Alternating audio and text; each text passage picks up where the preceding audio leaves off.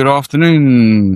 I want to welcome Karena Bell from Profit Lints. Karena, thank you for joining me today. I really appreciate you taking the time to chat further. Do you want to tell us a little bit about yourself, your business, and what you're doing in this phenomenal world we live in? Well, thanks so much, Dan. It's a pleasure being here. You and I always have good conversations. My name is Karena Bell. I'm the founder and CEO of Profit Lines, and we are a profit optimization and business advisory firm. We typically work with privately held companies, primarily in those more complex industries, manufacturing, industrial, distribution, logistics, but we do work across just about all industries, mostly in mid-market or hard-charging, fast-growing small businesses. Awesome. Is there any specific industry that you really like working in or least like working in? I'm born and raised from Detroit, Michigan. So manufacturing, I was weaned off the bottle onto manufacturing in my professional career. So I definitely love getting into more of that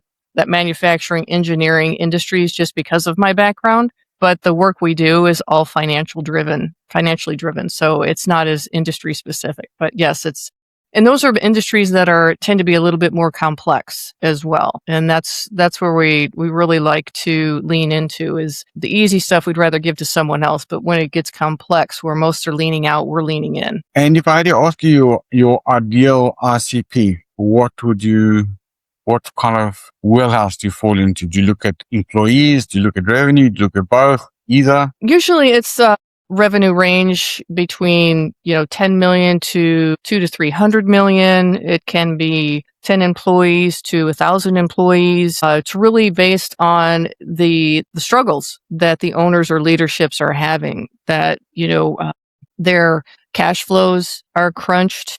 A lot of leaders are focusing on improving the top line revenue whenever they need to make more profit, and a lot of times there's hidden loss leaders within their organization that are stalling the actual profitability growth with the company when you're focused only on the revenue. Yeah, I've heard you when we've had in previous conversations, you have touched on the point of hidden profit. Is that what you allude to? Yes, that's typically where we start with.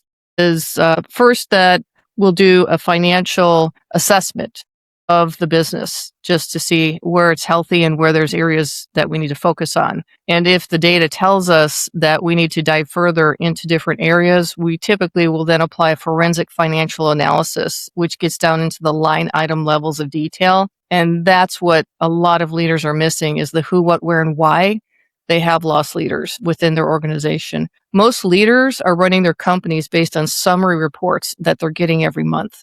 And very few know the actual detail below those summaries that make up those numbers. Every leader I've worked with to date has always been surprised at the number of loss leaders we bring up. Even if they're a highly profitable company, they think we're tight, we're really well, we've got the guardrails in, and we go in, we perform that forensic aspect to it and bring those results to the table, which first is usually surprise. And then there's excitement about, okay, wait a minute.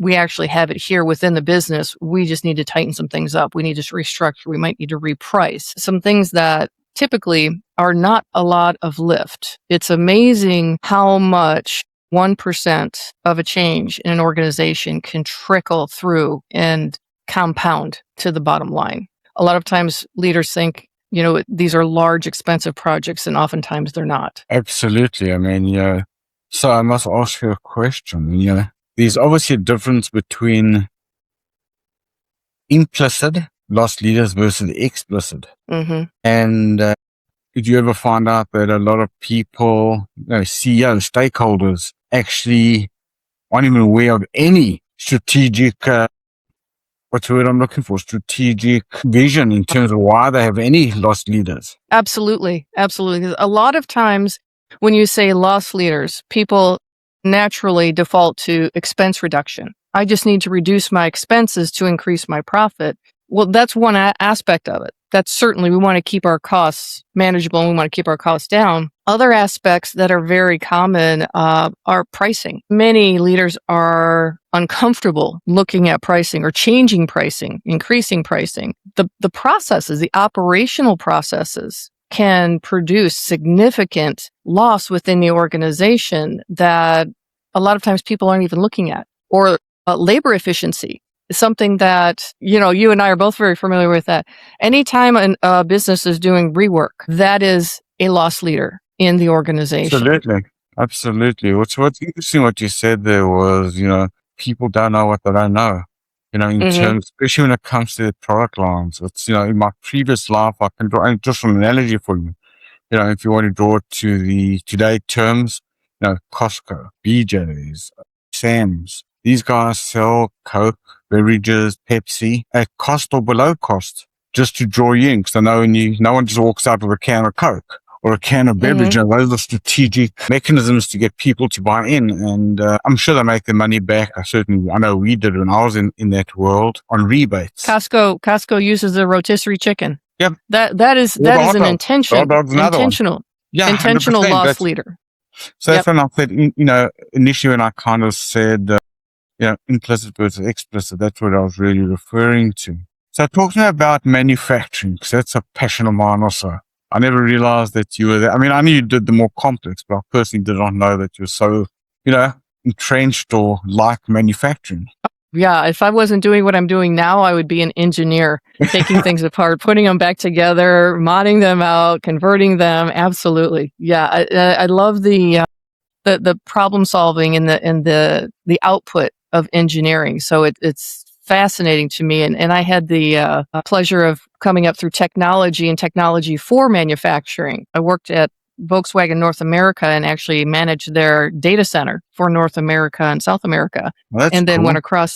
went across the street to Chrysler North American headquarters and worked in their dealer technical operations, where I worked with the people that wrote all of the software that are in the electronic modules of every Chrysler vehicle on the road. So we had fleets of cars that we would actually have access to put up on lifts. And one side of the shop, they would have the teardowns and the timings for the dealership, so they know how much to charge. And then the other side of the shop was the electronic and the software side, where we were constantly updating the software and that. But sometimes we had to get into under the hood to actually get into the modules, or we were looking at the hard mechanical side and how it was working with the electronic side of the car. So we could actually get into that. And then actually the whole process end to end. When I was working at Daimler, I was actually tasked with shrinking the development cycle for vehicles. And at the time, I believe it was 7.5 years from the time it was an idea until a vehicle would actually get out on the road. And that we were using Toyota's model of 18 months. And that was the benchmark. We wanted to get to 18 months. So you can imagine every touch point for the design of just one vehicle, how many people had to be pulled into these processes end to end, from start to finish, every single handoff to shrink this down. And we were able to get it down to 2.5 years from 7.5. And we did it in 18 months. So it was bringing in electronics, hardware, software, engineering, every phase of the engineering. We could go into big detail about that, but it was process and engineering combined. That was just absolutely fascinating to me. And then bringing all the great minds together to do that, it had to be with every touch point. It had to be involved in those because it was organizationally wide. We were literally changing the delivery cycle of a major automotive manufacturer. Well, yeah, I just want to let you know, after this call, we need to talk, because I have someone I'm dealing with that's doing that at the moment. I have no experience in it. And, I think there's maybe some opportunity there for you. Change gears for a second. Profit 360 Forensic. Yes. Is that internal, external? Do you offer that as a service? How does that work? So for me, when I read those 3 words, power is the first word that came to me. That's like power breaking. It is. That is a service that we offer, and that is where we get into the line item level of detail. We're looking at the P&L, the balance sheet, all the sales information. We can break down customer segmentation by customer, whether it's 100 customers or 10,000 customers, providing the line item level of detail of every customer. How much profit do they actually contribute to the bottom line? What's the percentage of profit to the bottom line of the organization? One thing that surprises a lot of leaders that I work with and owners and this is really common, typically 20% of their clients are bringing in 80% of the revenue. Goes back to the Pareto rule, right? It is. And, the pricing, we look at pricing profitability. We look at the service lines and the product profitability. We go right down to the SKU level. There's, again, if it is not intentionally a loss leader, oftentimes we're revealing a number of loss leaders that were not known, that we're either price adjusting or actually eliminating them out of the catalog. How often do you find that when you deal with I'm going to call it the stakeholders, kind of encompasses everyone, right, at that level. It's an emotional attachment versus a logical attachment. It's not a fact-based attachment.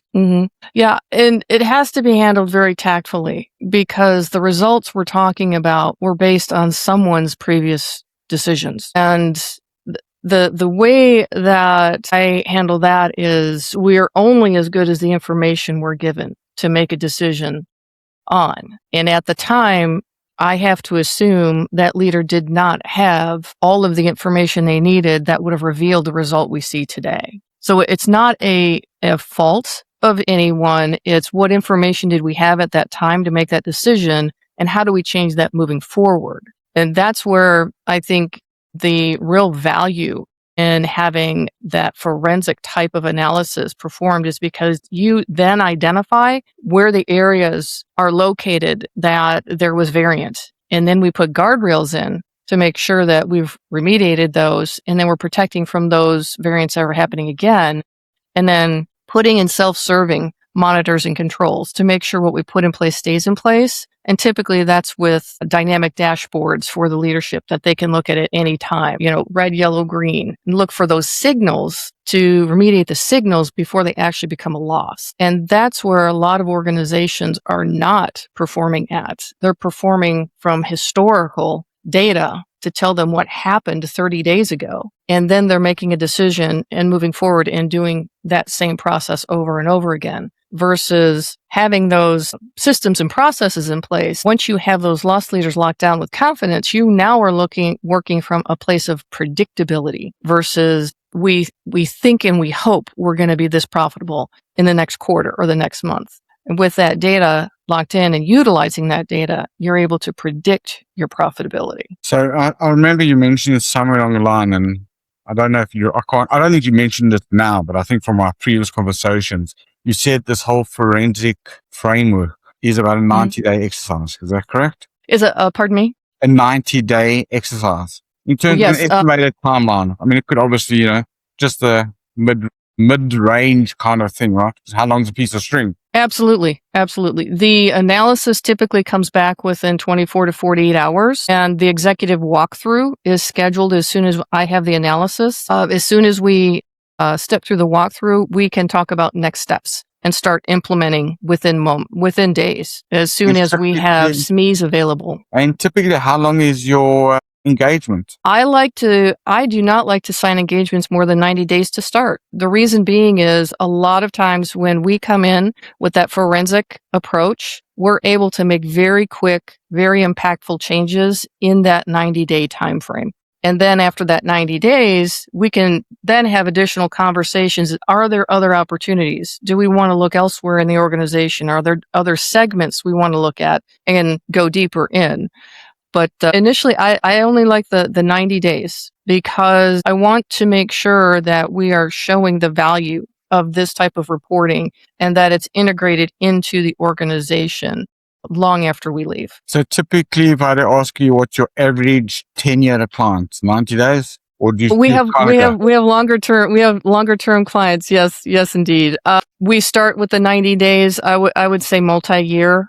2.5, sometimes 3 years. Sometimes it's a year. It just depends on the size, the complexity, and the challenges of the organization. But yeah, and where we delineate ourselves in this space is, leaders don't need more consultants. When I worked in corporate, I was on the receiving end of consultant reports that took 6 months and cost, $250,000, and they would come back and tell us the same thing we were talking about internally. But what was missing was the how. And that's where our rubber meets the road. Not only are we making the recommendations, we're actually going to be there with you if you choose. The client always has the choice. They can do it internally with their own resources, or we can come in and help drive those recommendations through implementation. Absolutely. And that's where I have the most fun, is implementing it, seeing it in the bottom line, and then going, okay, this is what we accomplished in this 90 days. Where else can we go and do the same thing? So that's been more client-centric, because you're not only identifying, you're also remedying. Yes, and it's specific to each client. Correct. So why would you say most profitable companies still struggle with cash flow? A lot of companies focus on the top line. They think if the top line's healthy, we're healthy. And there's this hesitation or lack of information to actually get in under the covers of the organization and ask the question, in the P&L, tell me everything that's making up the loss in our P&L. It's rare that I find a leader that is actually digging into that and finding out what that actually means for those summary numbers. And a lot of times it's because they don't have the tools to get that data, Stan, to be honest with you. Knowledge? It's both. And so if I had to ask you to give me the top 3 profit leaks, obviously you get specifics in terms of per industry, but if you kind of just at a 30,000 foot line, 30,000 foot level, what are the top 3, top 5 profit leaks that you see commonly across industries? The top 3 I would say is pricing optimization. Pricing is typically an area where most companies are underpriced unless they're in a highly, highly competitive industry. Stop you right there before you go to number 2. Let me stop you there. So I had this conversation with a client the other day in a niche market, and I'm telling him that he needs to increase it by 10%. The manufacturing concern, his gross profit was really low, too low, and you're saying that price prohibitive. And I was having this consistent argument. So how would you tackle that? Well, I would ask the question, what else has he tried? What else has he tightened up? Is this the last option we have, or is it the last of a few options we have?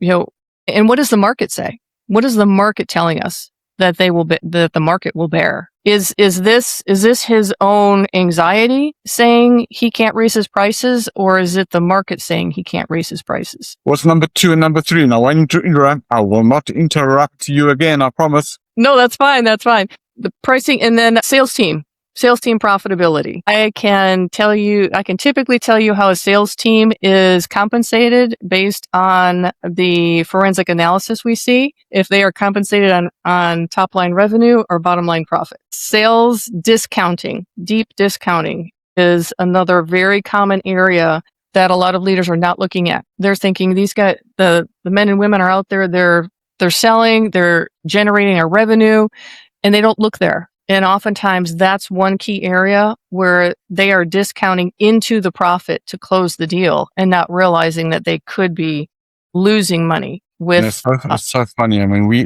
like both look at numbers, right? But we're not really in the same industry per se. We're not in the same vertical. And those 2 items you just mentioned is a conversation I had with another client that I'm in the manufacturing space. One, his discount, which I've never seen before. His previous CFO had showed discounts as other expenses. So it was way down on the balance, on the income statement. Okay. I mean, I'd never seen it in my life before. So it was like the time you got to page 2, you're already tired. You didn't want to go further down. And number 3 was commission, double dipping. And it's just kind of crazy. There's and this is why it gets missed, is there are multiple areas across the organization that you really have to get down to that line item level detail to understand who's making the company money and who's losing the company money. Absolutely. I say to everyone, so all about ROI. Even if you're taking someone out for lunch, it needs to be an ROI based on it. Otherwise, why are you doing it? And your total cost. That's another area of leak. Is total cost is not baked in 100%. To the pricing model. I was just talking to an owner last week, and we were talking about pricing in that, and we were going through it, and I was going, looks good. And he goes, oh, by the way, my labor isn't included in my pricing. Okay. We need to back this conversation back up. Labor has to be. Are we talking to the same client? I don't think so. But again, it's, and you hit the nail on the head. Well, it's in accounting. I've accounted for it in my accounting, but you didn't account for it in the right way and in the right area. And you didn't account for it in the other aspects of the business that it needed to be included in. And again, it's that, having that information, having that knowledge and that wherewithal to go, oh, wait, we have to look at this. We have to look at that. We have to look at that. These are all the reasons why we're losing money in the business. And it's not a who's doing something wrong. It's we don't know what we don't know. And that's the important part is we don't know what we don't know. But then as soon as we do know, we know exactly what to go, the who, what, where, and why, and go after that and plug that leak. So it's interesting. It's really interesting. You come from a very different angle than what I do, but we talk in the same kind of language, right? We do. Our objective is the same. And this is how big it is. This is how big it is that we are working in finance for businesses and our clients. And we're working in different aspects of it. Absolutely. Awesome. I would say the third is probably customer segmentation. Like we said, the 20-80 rule. 20% of the customers are bringing in 80% of the rule. And that is how are the customers structured? How are the contracts structured?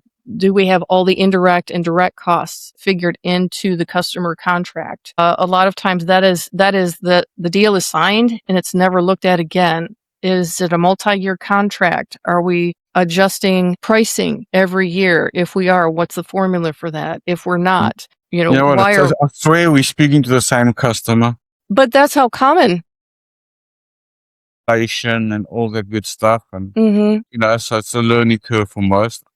I've been in situations where there was 1,000% increase in a year. So, it's kind of something, once you learn, you've got eye out for it all the time. But in multi-year contracts without inflationary increases, it no longer becomes a viable project in certain cases. Yeah. Well, and that's where we need to be careful too, is that we want to look at our own contracts that we've signed. Correct. Sometimes the person signing the contract may not have looked at it to the level of detail to catch everything. And we need to revisit those contracts and recognize that at the time the contract was signed, a year or two later, it may no longer be appropriate for where the business has evolved to at this time now. And we need to go and renegotiate that where it better aligns with the market and the business. Well, Karena, we're running out of time and I don't want to keep you on the timeline. Is there anything else you'd like to add? Who you're reaching out to?